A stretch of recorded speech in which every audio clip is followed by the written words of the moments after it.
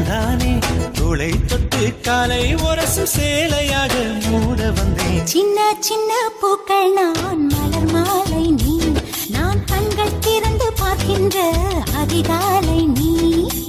ஆலமரம் போலவே இருந்தேனடி, ஒரு வாழை மரம் சாய்ந்ததால் வளைந்தேனடி.